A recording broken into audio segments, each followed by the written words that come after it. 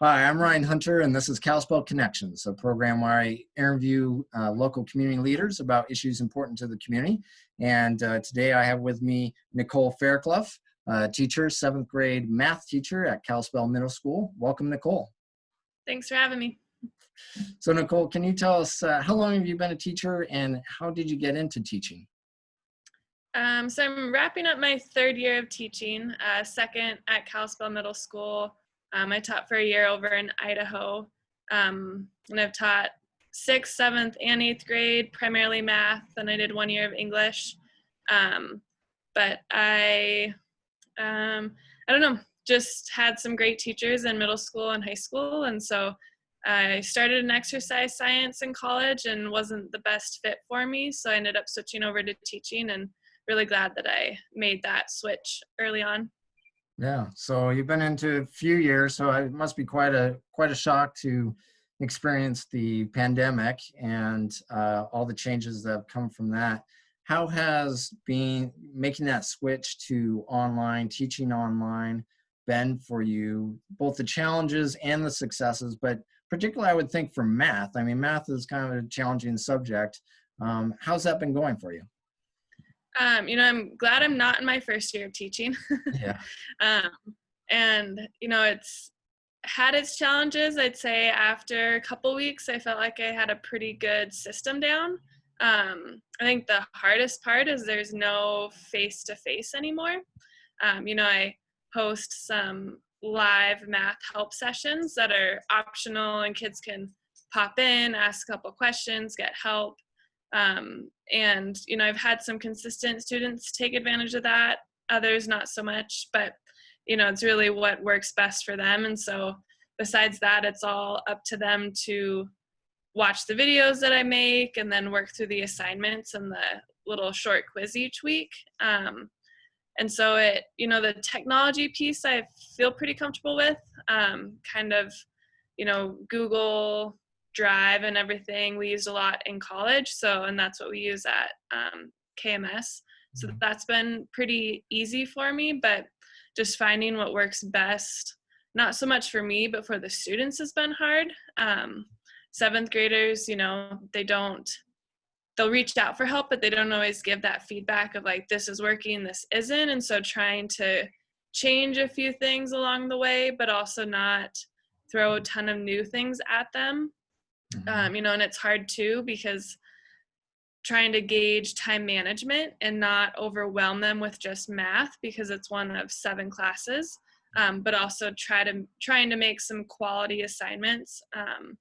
So I don't know, it's been challenging, but I do feel like after the first 2 weeks, I found a pretty good system that's worked pretty well. But have you found how have the students reacted to it? Have they been adjusting well, or do you think it's been a challenge for them? What's your sense there?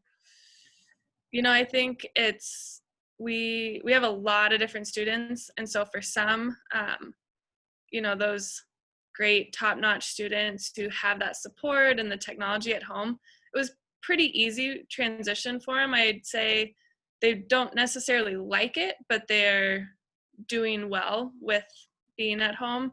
And then there's others that you talk to and they're like, oh, that's my 3 siblings in the background and they all need this computer too. And so I know for some, sharing one device is a challenge. And then there's others who early on, luckily I think it was Spectrum that offered the free internet for a couple months. But we had a lot of students who took advantage of that where they're like, I can't do anything for 2 weeks, but once I have internet, I'll be online. I don't think any of the students have really liked it. We are doing an end of the year survey, and so far the things they've liked is that they could sleep in, which I have also appreciated that. Yeah, right. That they can take more breaks throughout the day, and that they can go at their own pace. So I think those 3 things they've really enjoyed, but middle schoolers they've really missed that social interaction, whether with their peers or, all of their teachers. They've really missed that part. And so I think some have adjusted better and others not so much, but yeah. interesting that you've seen that digital divide, folks who have that access to internet, and that's, not a problem for them, but for other folks that financially or otherwise may be a problem. And that's interesting. You're seeing that locally, and that's a real issue. Mm-hmm. So I want to ask about, obviously you're finishing up the school year. They're going to be heading into a new school year next year, a new grade next year. Do you feel that given these months online teaching, are these students going to be ready for the next grade level as a result of this? I think yes. I think there'll be some gaps, but I think summer kind of inherently always creates those gaps. Not necessarily gaps, but you definitely lose a little bit over the summer. And so I think while, everyone might be at a they're going to be more varied in where they're at coming in. I think, it was really just our third trimester. We had like 1 week and then we went online. They got the core, I feel like, of this school year.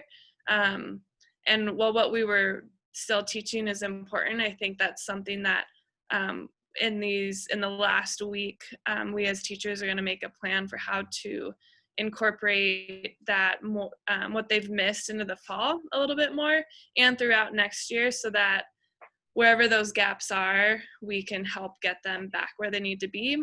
I think it'll be a big adjustment for everyone. We've been from March 15th, 16th out of school until all the way we start end of August. So that's a long time with not being in a extremely structured environment. I think that's something else that while students don't always love school, they do miss that structure. Mm. And so I think everyone's going to be really excited to get back, but there'll definitely be some adjustments of getting back into school. And how about the support you've received from the school administration, the school district, but also from parents? Have you felt good about the support you've gotten from the community and those different parts of the school district and teaching? How has that support been for you? It's been great. In the first couple weeks, everyone at school was like, well, we've never done this, so we're creating the expectations as we go. And so there was a lot of teamwork, which at the start and throughout the whole online learning, which was great. It's funny talking with different parents. Some are like, oh my gosh, I don't know how you guys do it.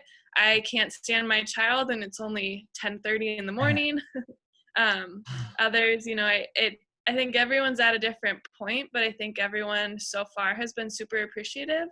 And because it's so new and never been done before, no one really has those expectations of like, why aren't you doing this? Or why, are they getting 2 assignments? They should be getting more. And so there's not been a lot of complaints, just a lot of appreciation, which has been good because it's definitely not the same being at home on my computer all day. Right. And I'm sure a lot of parents have been realizing just how much work it is to teach and have new appreciation for teachers, for sure. Mm-hmm. One additional question I have is, if there's a second wave of the virus infection this fall, do you feel comfortable returning to school or feel comfortable about teaching online again throughout the fall? What's your sense as to next fall, if we have a second wave infection, where's your comfort level and how do you feel about that? I think the one challenge with the fall is going to be, we don't know our students as well. We had finished 2/3 of the school year. And so I think from that standpoint, the transition was easy because all my students knew me, they knew my expectations, they knew how I explained things. And so I think that could be a new challenge if we are online at some point in the fall, just because they'll be brand new to me and they'll have 7 brand new teachers. And so that plus a brand new grade. So I think that'll be challenging.